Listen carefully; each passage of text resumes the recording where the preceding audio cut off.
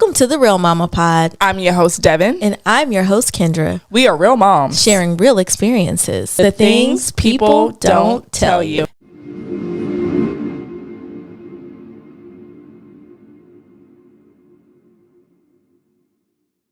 Hey, Mama, hey. Hey, Mama, hey. I'm well. How are you? I'm in the joyful mood, I guess. You're in the joyful mood, I guess. Yes. Are you sure? No, I'm joking. I'm actually pretty joyful for what's going on. Okay. Yeah.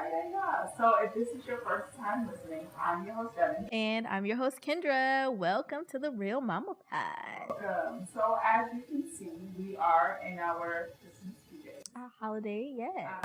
And we know with the holiday season, it can be joyful for some, hard for others, excuse me.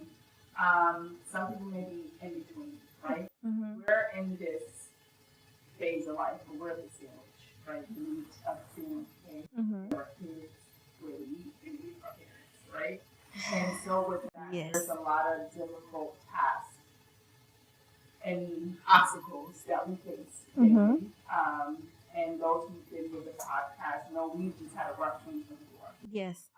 So we did want to have an episode where we talk about like the joyous occasion of Christmas, right, or the holiday season, but also really hold space for those who may not feel joyful in this moment. Yeah. Because it's hard to feel the joyfulness of the holiday season when you're going through things.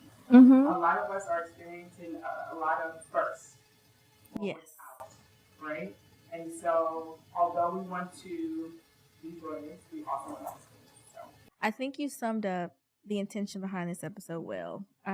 While we will sprinkle in some joy and talk about traditions and all the things, reality hit us pretty hard this year in our friend groups, within our parents' health, within being mothers and wives and all the things. So I think it is important for us to capture all of that and how it can impact the holiday season. Not just with us personally, but moms and dads who may be able to relate to this conversation. Yeah, because at the end of the day, we don't always be real. Yes. Okay. So when you think about the holidays and where life kind of sits now, how are you stepping into this holiday season?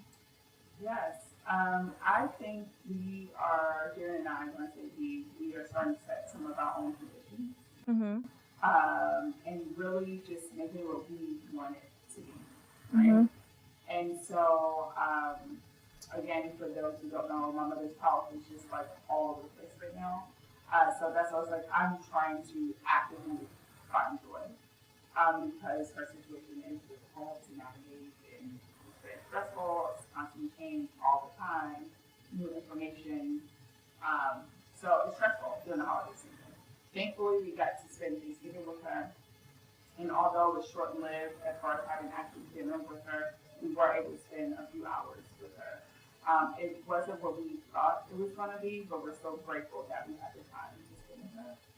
So just really being in the moment and being present and really just trying to find joy in the small things. And so the boys are excited and they are dear kids in that aspect because, I can get Grinch. And so I never really started like feeling this like holiday spirit until they came along. Jared's always been consistent with. I'm actually with Jared for the first time. Doing all the things. I'm like, why are we doing this? I'm actually in alignment. It's very rare that I'm in alignment with Jared. We might need to take note of this in this conversation. It is currently 2:13 on a Saturday in December. But I'm with Jared there with the holiday cheer. But no, I think that's real. Your mom has had a year, and y'all have had a year at being her children and supporting her with all the things.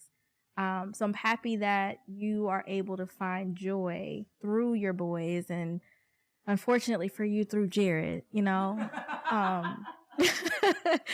but full transparency, friend. I know your mom has had a year, but she's pulling through and she's going to be well in the new year. We're going to claim that. But I've had similar with my mom, not the same circumstance, but just the health, like it being a roller coaster has been that way for a few years now.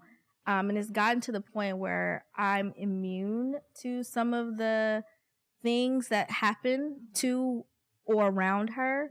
And it can be like I found myself frustrated during the Thanksgiving holiday because my mom's negligence with her health. And I have tried to be positive, and I am now. But in that moment, I'm like, nah, sis, like I'm not about to continue to baby you. Like you're either gonna live or you gonna be somewhere else. Like I don't know how else to put that. But you know, now we're getting into this season of greetings and love, and Christmas is one of those holidays that like my parents really set the foundation for. I looked forward to Christmas every year. I still look forward to it. But now I'm in a space where it is taxing to set this joyous and whimsical tone for my son and myself and like I still want to feel all the feels, right, for Christmas. But at the same time, reality just hits us. Like with our parents' health, my mom and dad are spending Christmas with us this year, so I will be able to have eyes on her and say, make sure she's doing what she's supposed to do. But we also have friends who have losses this year. Our husbands have had losses this year. Like, it's been a lot of loss. So it's just a matter of like, how do we navigate this whimsical feeling of Christmas and celebrating Jesus and all that he is, but also doing that without our loved ones, so it's a lot of transition between, like I said, our friend groups and our parents who are also our children at this point in life. Yes. So how are you staying joyous in this? Like, I know you mentioned the boys and Jared, but how are you keeping your spirit joyous during the holiday? Find things to do and like so we did the Advent, or we're doing the Advent calendar, and so this is our first year implementing that. I knew I couldn't be responsible for elf on shelf, so I was like, I couldn't hand over this calendar thing. And so initially when I was like, yeah, let's do it, I didn't realize we had to do gifts. I thought we just used calendar around. I didn't realize there was a usually it's like a treat. Yeah. We never read it all the way. Or you just saw a calendar to say, "Oh, countdown to Christmas." And so the first week, we had Christmas snacks that are on their Target and literally gave snacks to the kids all week, but they loved it. And so just finding joy in the little things, and like the big stuff does not matter. Like they are going to remember the experience and the things that I've done, or Jared and I have done for them. And so it's funny, and maybe you can try to plug this little video I have of Drew and Jay, their reaction. So I wanted to do like all these decorations in the house for Christmas. We just can't afford everything. So like, we got some stuff, we had some stuff from last year, we got to make it work. So I was like, okay, fine, whatever. But I did find like some Richmond bathrooms before that was very affordable. And so I redid their bathroom. And their reaction was priceless. And so backstory, you have a very distinct and Jay wants to be country so bad. Like, let them boys be country. They practice talking country. So they'll be like, Jay will be like, Drew, you want to practice talking country? And Drew will be like, yeah. And then he would say, well, how do you say 4? You say 4 like 4. And it's just like, y'all, please stop. But his whole reaction was country. So he's like, good. You did so good. Come here.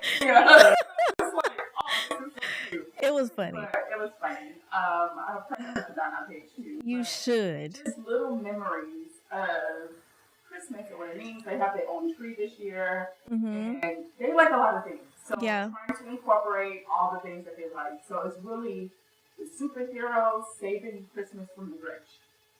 So that's kind of fun to create. They're making their own ornaments with Jared, and it's just fun. I like that spin. Is it something I would choose? No. But is it something that they love? As long as they feel the joy. Even with that Christmas tree, like usually I'm like, oh, it has to be theme, it has to be colors, it has to be all these things.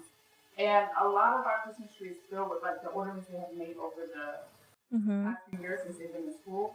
And it's so beautiful to me. And I never thought I would be that parent because, kids stuff is not always.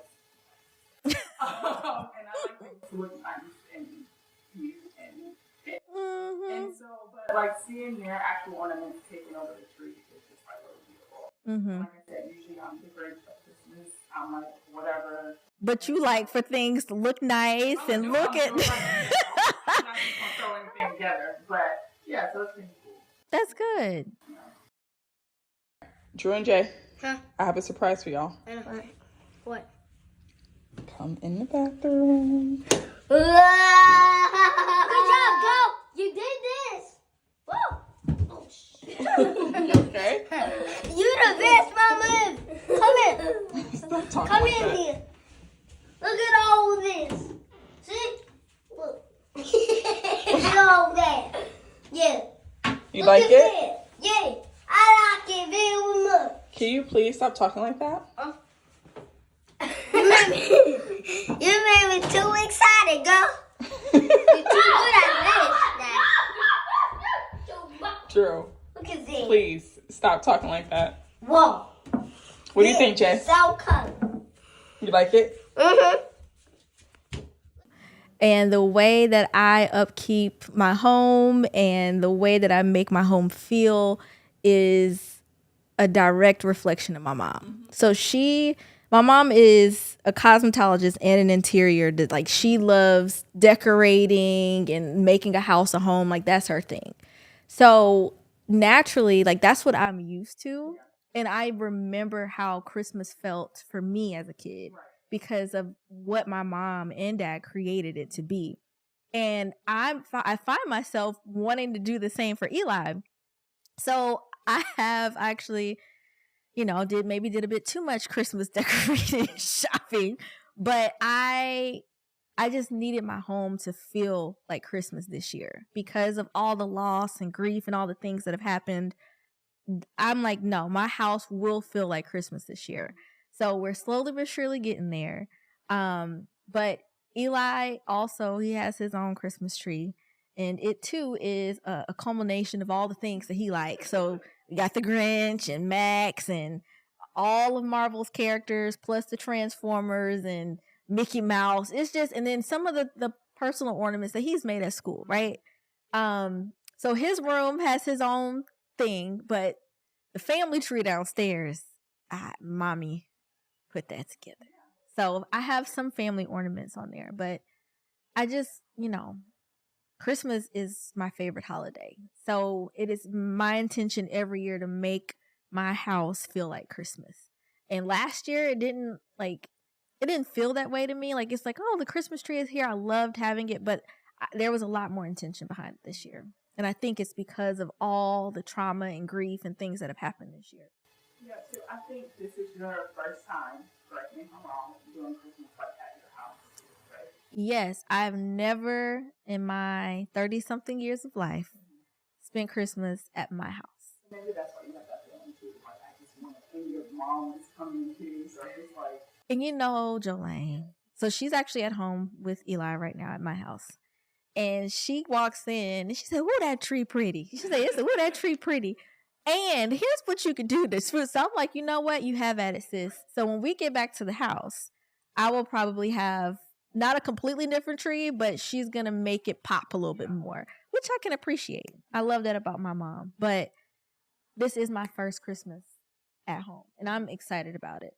And if I love it too much, You're gonna love it. then My first one, what's that been, 2-3 years ago, and my family actually came and Jared's dad came a few times, and I don't want to go nowhere else for Christmas if I don't have to.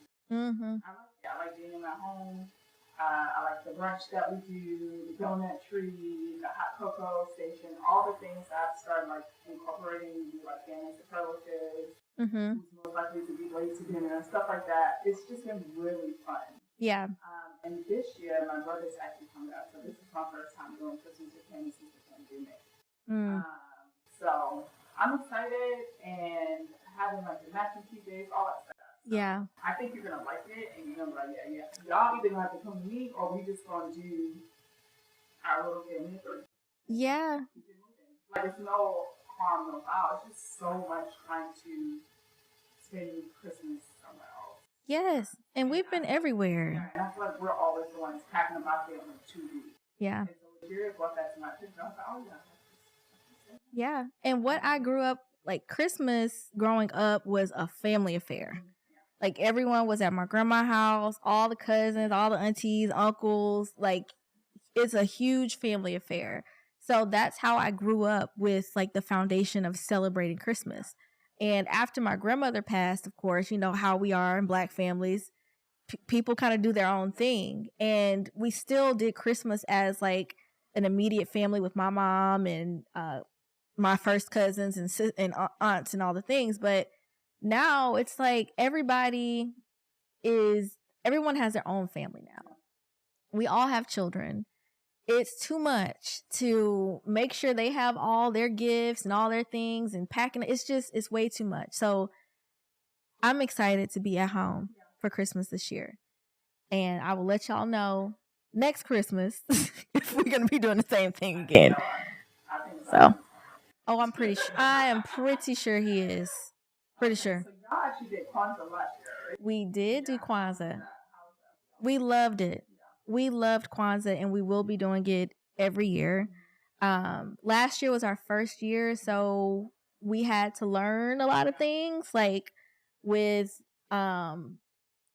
understanding like the culture of Kwanzaa, how we are supposed to respect the holiday on each day, what each day means, how the eldest in the family household is supposed to light the candle. It's a whole thing, right? And I didn't grow up practicing Kwanzaa.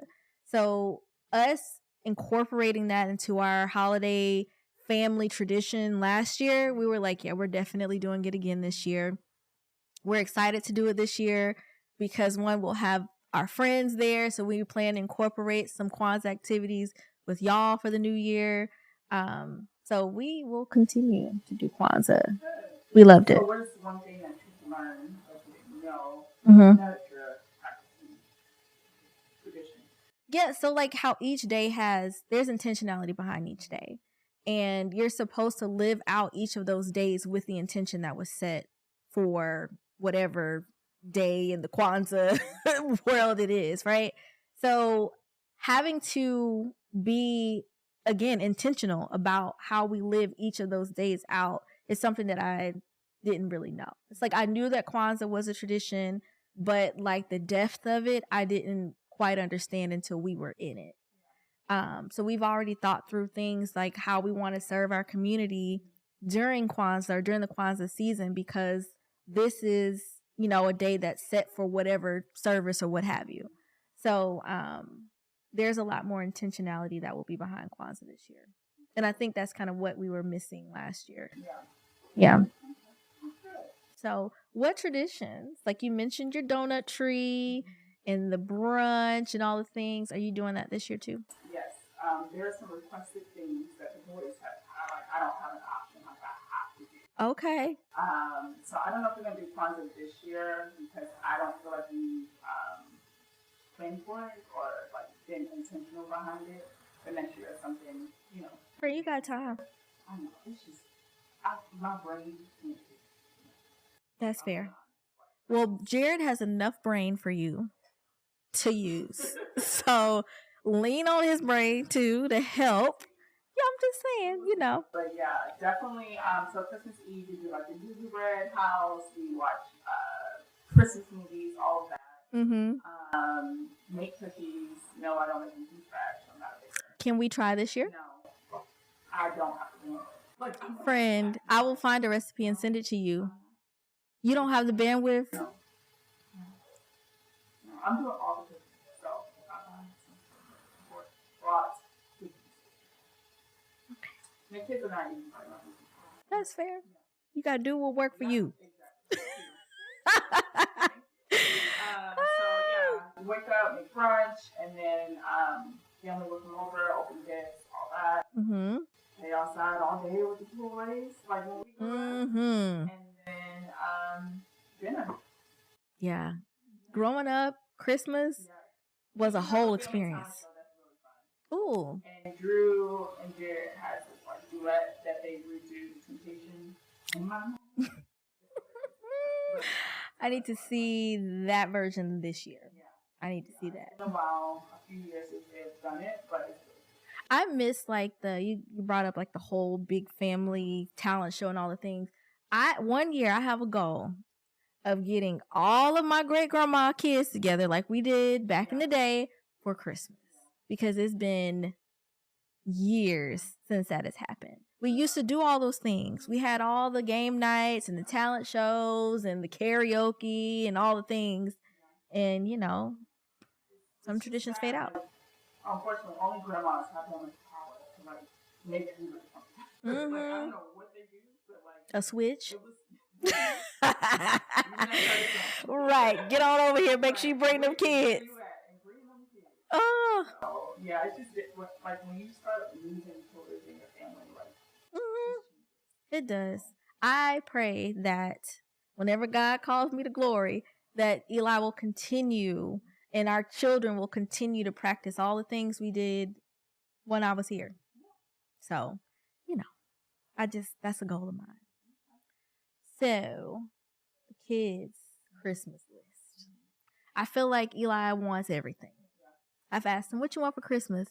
And I even gave him, like, remember back in the day when the East Bay books used to come in, you get all the shoes and you start circling, they have Amazon books. So I was like, why don't you look through this book and circle what you want? 90% of the book was circled. I'm like, you're not getting all of this. So what are we doing here? What are you getting the boys for Christmas? so. Or what do they want, rather? Well, I don't know.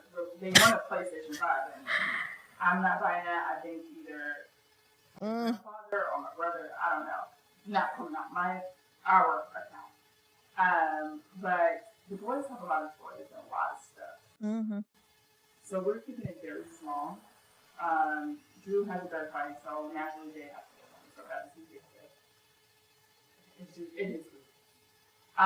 But they're getting things like skateboards, skates, and bikes. That is it. Yeah. All of it. They don't need anything else. They outgrew the bikes that they have. That's the only reason why they're getting a new one. Skates is something that they haven't learned yet, so I feel like that's a new skill that they can learn. I actually want to get back to skating as well, and it could be a fun family activity. Yeah. And then same with skateboarding. Drew loves the hoverboard, so I'm like, okay, actually learn the skill of skateboarding. Like the basics, and then you can go back to your hoverboard. You learn that like in 2 days, but still, just learning the basics. And they are truly outside kids. Like people always say, you don't see kids outside. In my neighborhood, it's different. Yeah. But it's real different. Kids be outside. It's a community. Yeah, it is a community, and I think the neighborhood, I mean, things have changed a little bit, but they still be outside. And so I do want them to have the experience that they do, and I experienced what we remember. Yeah. And I don't, if they do get this gaming system, I don't want them to be tied to that all the time. Yeah. So I want them to find joy and the basics. Yeah. And that's what's on the Yeah. Eli is an outside kid too. I do wish there were more kids around us, especially his age, because he would be outside at all times of the day if he could. But his big gift this year is a Nintendo Switch Lite. So he has kind of gotten into games, and me and Jonathan had the conversation on like if we should get it or not. And I was like, I don't see anything wrong with it. We set boundaries, on how often you're on the game and when you can use it. But we also had these things growing up. Like we were outside too, and we had our little Game Boys or Nintendo 64, Super Nintendo, all the things. So my mom wants to get him another bike. He has outgrown his bike. She's kind of put her stamp on, I'm getting him a bike. So I'm like, if you want to buy it, you go ahead. They are. A good bike is expensive. Yeah, some of these things are on a list other people are buying. Like grandpa. Oh, okay. Yes, and skates. So Eli has skates. He's just never he's never worn. He's never used them. But we also haven't been in a space where he can just freely go out and go skating. But he, I got some little stocking stuffers for him. I'm really big on like getting clothes and pajamas and socks and underwear for him when it's on sale. So those are more of the necessity things, and he's growing like a sprout. So I'm like, you need more clothes. But toys, and he didn't get a single toy outside of some of the stocking stuffers that I got him, or excuse me. I did the shopping, but it came out of our account. Yes, you get me, you feel me. But yeah, it's where he's gonna do a purge. That's part of his Elf on the Shelf. One of his ideas, the elf Ernie is encouraging you to get rid of some of this stuff. Yeah, I do like that with the boys too. They do look forward to donating here because they think they're going to get more. I mean, is that how it's framed? So it's just like, but you have, if you want to make space for new gifts, like you have to give away the things you're not using, and somebody else can do it. So Gotcha. They do like that. Yeah. Okay. So my last question for you. I love food, and I love food around the holidays.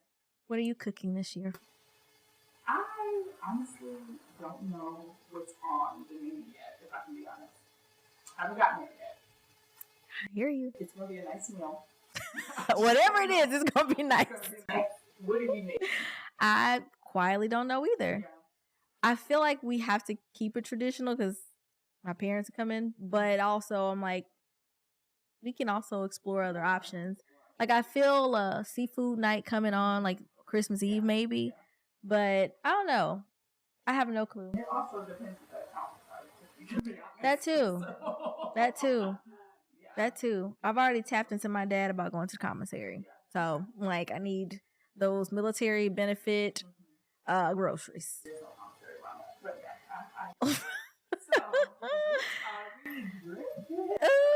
So, Mama Juice, it's Mama Juice time. So, y'all know we like to keep it festive around the holidays. And today's drink is called Home for the Holidays. Mama Juice is my favorite segment of the show. We have a cocktail or a mocktail curated for every episode. And this is actually Issa Rae's wine. It's called Vera Rae.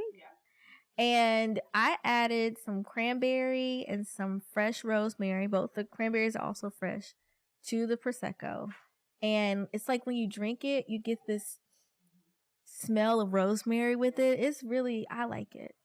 It's good. If y'all haven't tried this Prosecco, it is really good. It's not as sweet as most Proseccos are. It's very well balanced and it's delicious, especially for a nice Christmas Eve cocktail. So I would definitely advise this for your Christmas or your Christmas Eve brunch. Mm-hmm. So if this is your first time listening, Mama's Corner is my favorite segment. This is our opportunity to connect with each other, further guests, or if you guys first. In Mama's Corner, which you can do at mama@therealmamapod.com.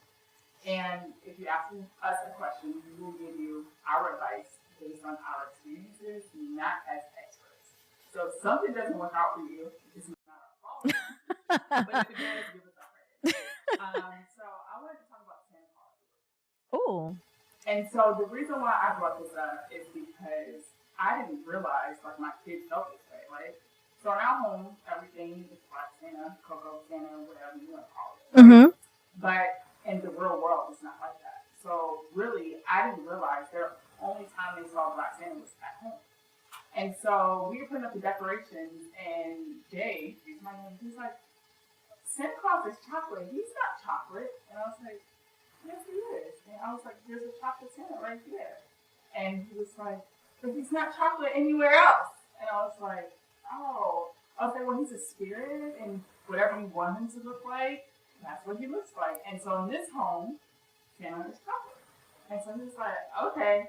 And I was just like, all right. But I feel like that sucks that These kids aren't stupid. Yeah, he only at home as a chocolate man and nowhere else.